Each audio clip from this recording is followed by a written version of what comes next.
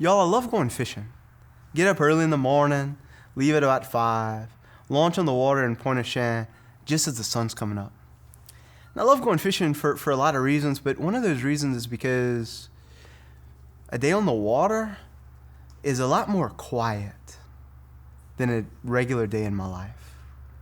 On a regular day, I get up at about the same time, but then I go to the gym, and then I come back and I shower and I eat breakfast and I get ready for the day, and then I go to work, and at work I have meetings, or I have phone calls, or I have emails and I have text messages, and then I get home, and when I get home I really should be silent. I really should slow down, but oftentimes I'm so tempted to do more work, or to just go on Instagram, or to listen to Spotify or watch Netflix, and to just fill my life like with all this noise.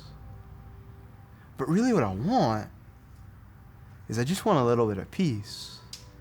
Really what I want is I just want a little bit of silence. Silence that I experience on the water. Silence that maybe you experience in the duck blind or in the deer stand, or in your backyard, or on your porch, on your patio. But every day, for me, I actually have to do something else besides go to the gym and eat breakfast and go to work and come back from work. Actually, between that time where I go to the gym and I go to work and I go say Mass, I go to the chapel and I sit with Jesus in silence. You know what I find there? In the silence, I find a little bit of peace. I find a whole lot of meaning and a whole lot of grace. Many of us today say that it's hard to hear God. How do we hear the voice of God? Let me tell you a story. When I was a boy, my dad had an old-fashioned radio in his shop. And if I wanted to change the station on the radio, I would go up to it and I would have to turn this little dial. And you have to turn the dial to the right place on the radio to catch the station. And as I would get close to the station, there would be static, and then it would get a little clearer and a little clearer, and then there was the station, but you had to hit it right. So what would actually happen is I'd get close to the station, there's static, it would get clearer, and then I'd pass it up, and there was more static. And so I practiced. I would go in my daddy's shop, and I wanted to listen to the radio, and so I would turn the dial, and I would get it to where it was kind of clear, but not all the way. And then I would practice some more, and I would turn the dial till it was a little more clear, but not all the way.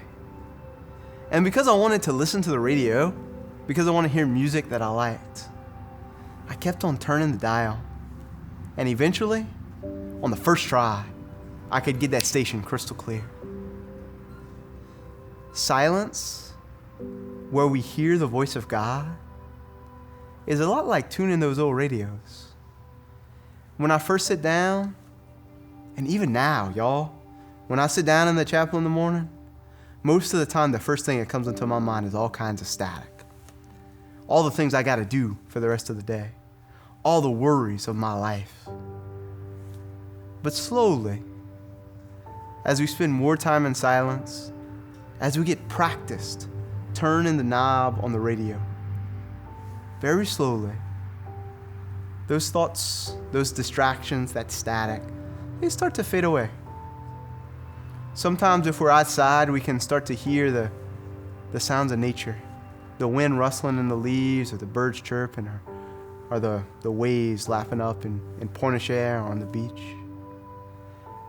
As we continue to stay in the silence, our minds and our hearts tend to just slow down a little bit. Almost like we're kind of rocking in a chair and relaxing.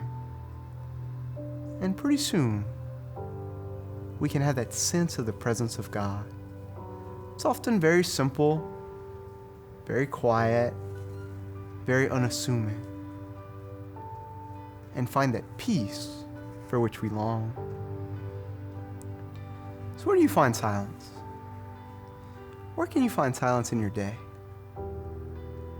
Where do you need peace and calm in your life. Maybe we can find that not just on those special days when we can go fishing or hunting or to the beach or to a retreat, but maybe you and I, in this season of our lives, can just find one place at our house, in our life, where we can take time to tune the radio, that we might be able to hear the voice of God. God bless you.